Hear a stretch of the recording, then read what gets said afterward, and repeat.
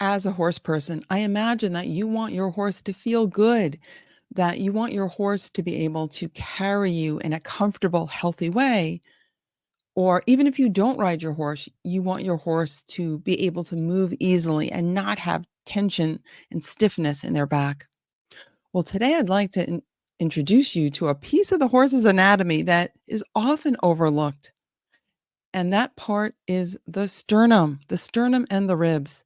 And by the way, if we're meeting for the first time, my name is Mary Debono, and this is the Easier Movement, Happier Horses podcast. I'm so glad you're here. So, what I've found in the more than 30 years that I've been doing this work is that many, many horses have unnecessary tension and discomfort in their back that's often caused by restrictions in their rib cage. And this can come from any number of reasons. So, for example, maybe when a horse was started, the girth wasn't done up in the most optimal way. Maybe it was a little bit quick, maybe a little bit rough. I once read a study, and I can't cite the study. Unfortunately, I can't find the name of it or anything like that. But what I remember about it was someone had done a number of necropsies on young horses, and they found that there was a lot of evidence, quite a number of them had fractures, hairline fractures of the costal cartilage before they were like 2 or 3 years old, something like that. So, like, just as they were getting started. And those would be extremely painful to the horse. And a lot of people wouldn't even know that their horse had hairline fractures, right? So the fact is that there's so many things. Now that may be an extreme example, although the study kind of indicated that it was more common than we realize. But let's even take that off the table.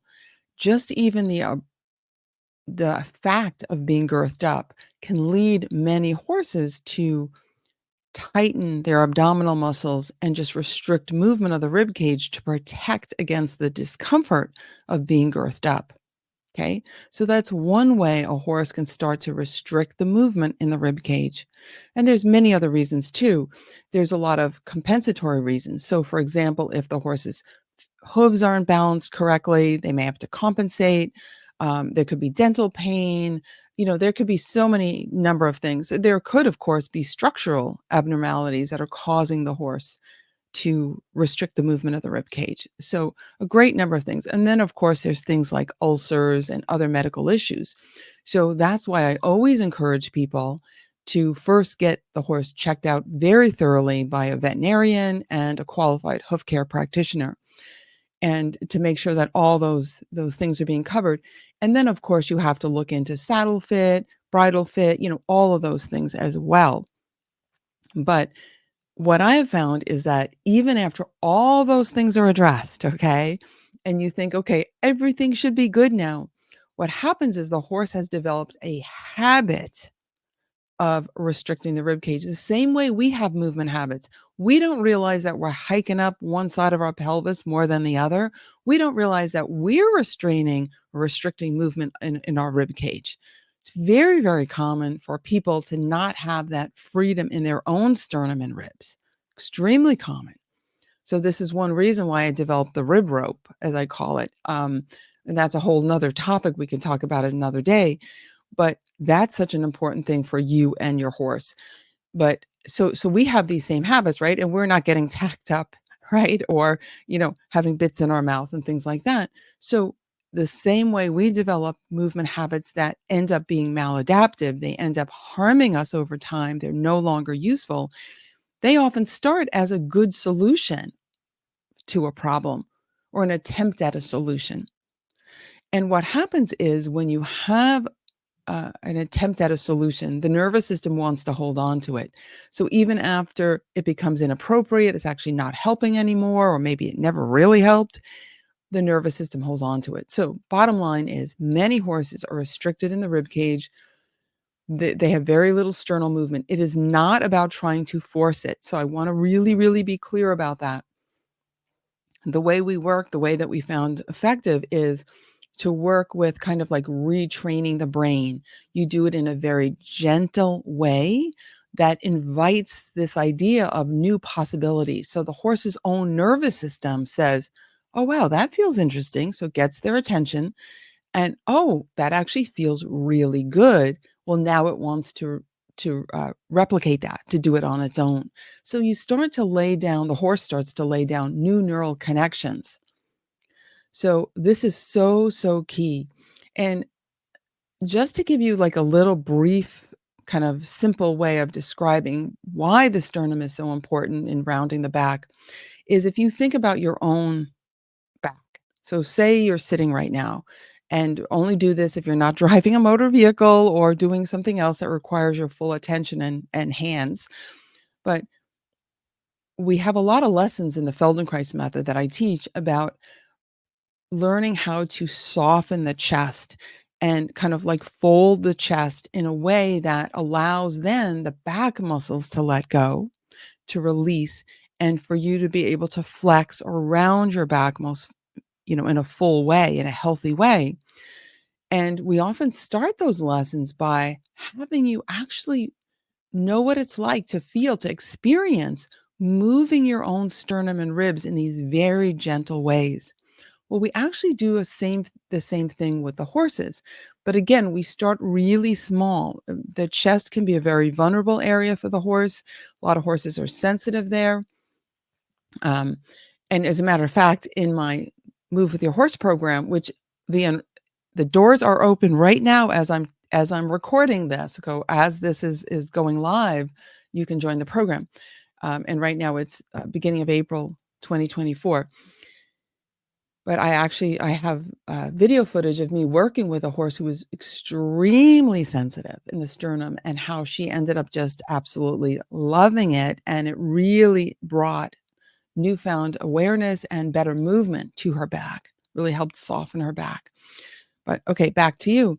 So this idea of folding the chest will allow then that your back can round more fully.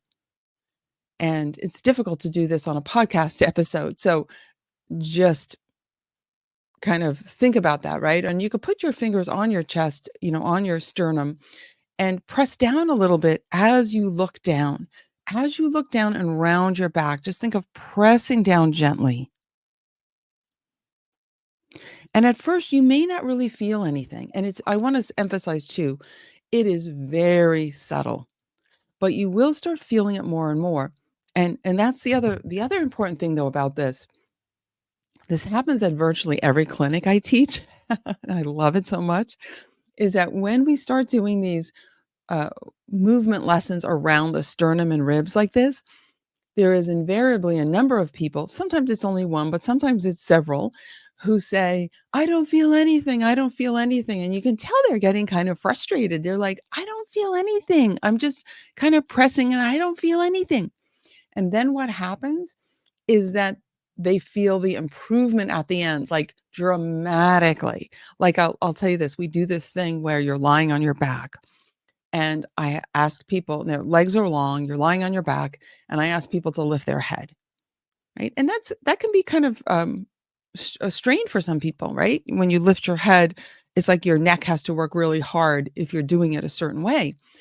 And then what I have people do is, you know, bend your knees and now start, I lead them through this whole thing about just bringing some more awareness to the sternum. And what always happens is, again, there'll be somebody or maybe several who say, "I don't feel anything. I don't feel anything." And then I say, "Okay, don't worry about it. Okay, now lengthen your legs and lift your head and look at your feet." And their heads just fly up without any effort, meaning that they took the strain out of their neck and distributed it in their rib cage where it belongs. And they could round their back because to lift your head, you have to flex the spine, which is what a horse does when they're rounding their back. So it's the same kind of thing. So, and this is so important, it helps relieve the stress on the horse's neck. And I'm going to say this, strain on the horse's neck is such a huge problem. Such a huge problem because so many horses compensate by tightening their neck muscles and over time can have wear and tear damage, not just to soft tissue, but actually create bony changes that can end up having neurological consequences down the road. Okay. A lot of horses end up with arthritic necks, lots of problems in the neck. And that will often come from the inability to use the rib cage fully. And this all also, so it's not just the back. I mean, I'm talking about the back here, rounding the back, but to round the back, right, you want the neck to be free, right? The neck can only be free if the rib cage is doing its share of the work. If there's an awareness of the participation of the rib cage, and we can help remind the horse of this. So another thing it does, and the same thing with humans, when you have a softer, when your, rib cage, right? When your rib cage can move in these different ways, right? When you have an awareness, even unconscious awareness, if that makes sense, right? Your nervous system knows it can use the movement of the rib cage to do a lot of the work. Your legs get freer, your arms get freer, so your limbs get freer. The same thing happens with the horse. In riding, we talk about a horse is a back mover or a leg mover, right? We don't want them to be leg movers. That's when the back is just really stiff and often flat, and they're just moving along with their legs. We want the whole horse to be participating in movement. Same thing with you, right? So it's the same kind of a thing. This So much of this comes down to awareness and participation of the rib cage. So I have a little video for you that's in the show notes. Okay, so if you're watching this on YouTube, it'll be in a link in the description.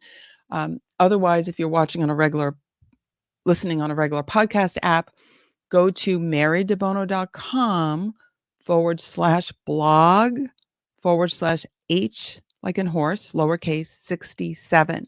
But don't worry, it'll be wherever you're listening or to the podcast. There should be a description, and I put the link in there for you. Okay, so you can actually go to that little video.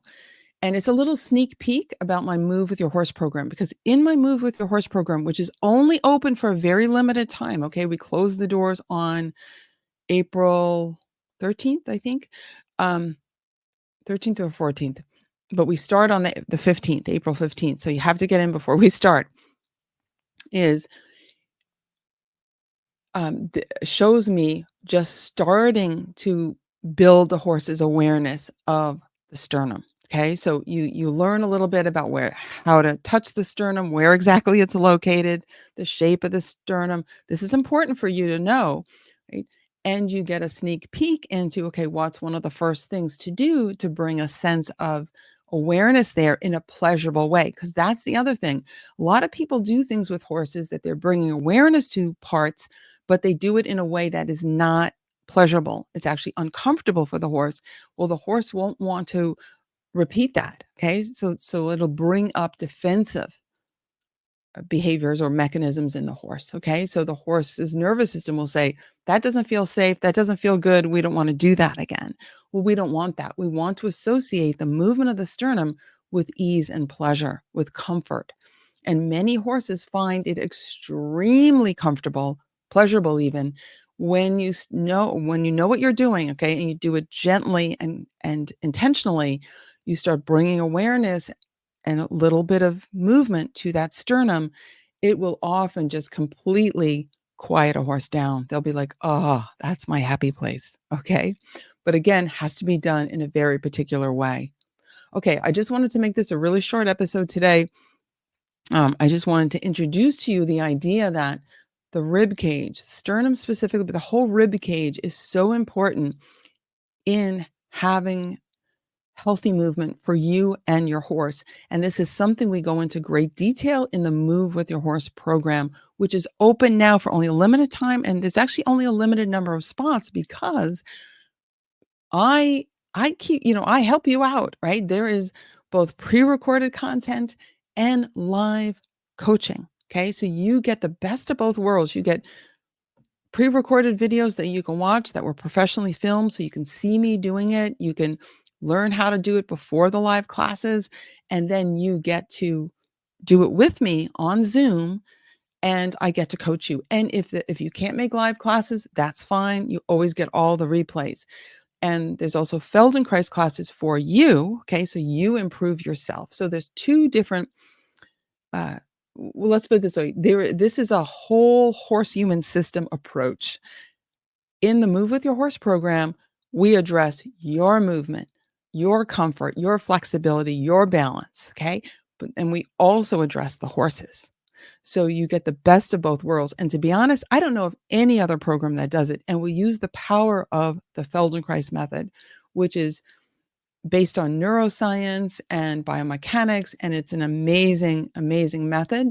And I've adapted it to do it with animals. And I call that adaptation Debono moves. So you have Feldenkrais for you, Debono moves for your horse, and the 2 of you can feel great together. So I hope you check that out. There will be a link also in the show notes and wherever you're listening or watching this, for details about the program. Okay, and feel free to email me. I don't want you to wait to the last minute because we might run out of space. But email me, mary@marydebono.com, if you have any questions about the program. I would love to talk to you about it and see if we're a good fit. Anyway, think about your sternum. Think about your horse's sternum. Go watch that little sneak peek video that I made for you, and let me know if you have any questions. Okay, thank you so much for being here. I look forward to talking to you again. Bye for now.